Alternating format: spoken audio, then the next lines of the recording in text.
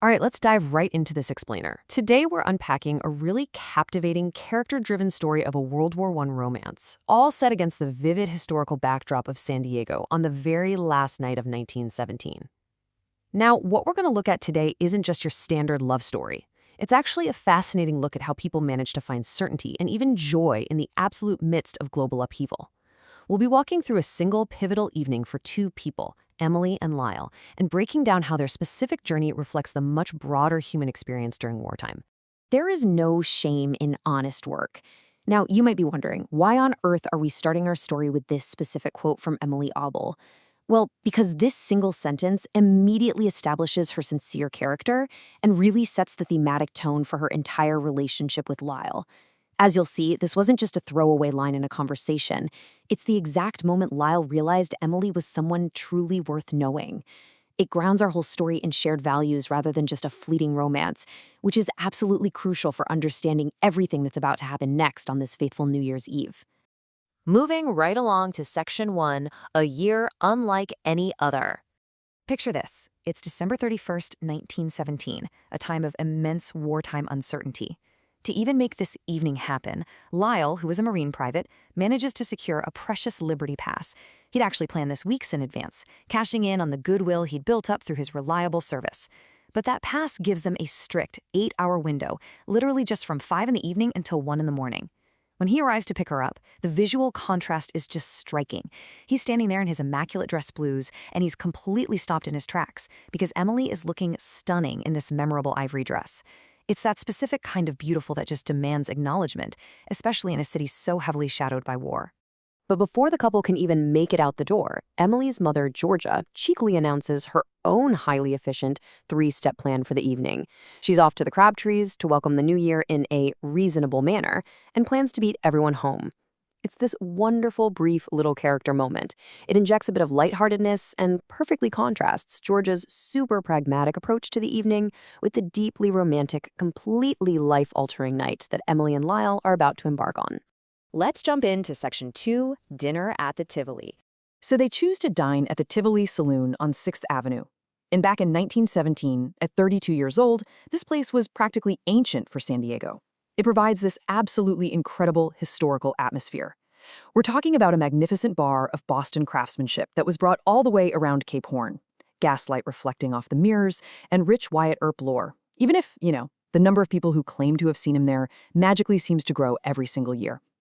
The room is this true democracy of occasion. It's packed with civilian San Diegans, Navy men, and Marines, all mixing together. They settle in for some simple, honest food, specifically the roast beef recommended by Charlie Morrison, completely ignoring whatever else Charlie might have tried to suggest. Over fresh bread and a slice of apple pie that tastes like it was made from a treasured memory, they begin to reflect. They look back at a timeline of this crazy year they survived together. They trace their relationship all the way from the January dance that started the whole shebang, through the ominous arrival of the war in the spring. They talk about boot camp, his accumulated Liberty Days, her birthday dress in August, the November party, and finally Christmas. It's such a beautiful way to condense a year of growing affection into a single, shared conversation over dinner. Now, here is where a crucial point is revealed. When you compare their favorite moments from that timeline, it says so much about them. When Emily asks Lyle what the best part of 1917 was, he points right back to that February walk home from Marston's. That was the moment she told him there was no shame in honest work. He cherishes her character, her values. Emily, on the flip side, prizes a totally different moment. Her favorite was the January dance, specifically when Lyle told her he'd been practicing. She loved his bravery in doing something even when he was terrified. As she puts it, being scared and doing it anyway is still the best thing about him. Which brings us to Section 3, midnight at Balboa Park. Leaving the saloon behind, they hop on the trolley in the cool dark and arrive at the Isthmus Pavilion. And the vibe inside is incredible. It's warm, it's hung with glowing lanterns, and it's heavily decorated with red, white, and blue bunting. There's a 5-piece band playing this bright, quick, syncopated ragtime music. And here's where we finally see their connection physically manifest. They fluently dance together, proving that Lyle's year of dedicated practice at parlors, at parties, on random Sunday afternoons has paid off perfectly. He doesn't step on her toes once. They don't even need to count steps anymore. They just move together effortlessly among a sea of uniforms and evening dresses, perfectly in sync. Taking a breather between dances, they step outside into the cool night air. The pale, illuminated buildings are standing stark against the dark sky, and they can see the bay off in the distance. When Emily asks what he thinks 1918 is going to bring, Lyle first predicts that the war will begin moving toward an end.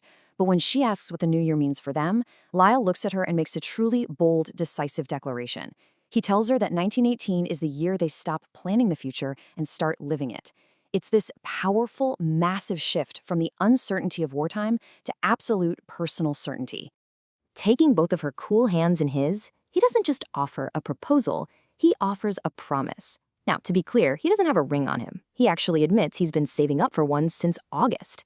But he makes it absolutely clear that they aren't waiting for someday or after the war to make this commitment. He tells her it's decided. And what's truly beautiful here is Emily's response. She looks at him and reveals that she has known it was decided since that very walk in February, the exact moment they bonded over honest work. They were entirely on the same page, months before this New Year's Eve even arrived. And finally, Section 4, Hello 1918. With their future officially sealed, they go back in and dance the final hour away. As midnight strikes, San Diego just erupts in noise. But Lyle and Emily share a deep, long kiss. They don't just say Happy New Year. Emily comes up for air and says, Hello 1918. And Lyle simply replies, Hello Emily. It means the exact same thing to him. And the very next morning, back at the barracks in Balboa Park, Lyle cements their committed future. He writes her a beautifully crafted letter using his Waterman birthday fountain pen with blue-black ink on good Christmas paper. He confirms he kept his promise about not stepping on her feet during the dance, and then playfully notes that George's garden has now expanded to include some pretty ambitious plans for cucumbers. It's a sweet little domestic detail that grounds this grand romance right back in the everyday reality they are building together. So, to wrap up this explainer, I want to leave you with this provocative thought. In a world full of immense uncertainty, what does it truly take to finally speak of your life in the present tense? Emily and Lyle's story brilliantly illustrates that choosing to plan a future, to fully commit to another person, and to actively find joy during a global conflict is perhaps the ultimate act of optimism. It reminds us that even when the world around us is completely unpredictable, the connections we choose to forge can provide the exact certainty we need to keep moving forward. Think about how that applies to the uncertainties of our own times today. Thank you so much for joining me on this journey through 1917.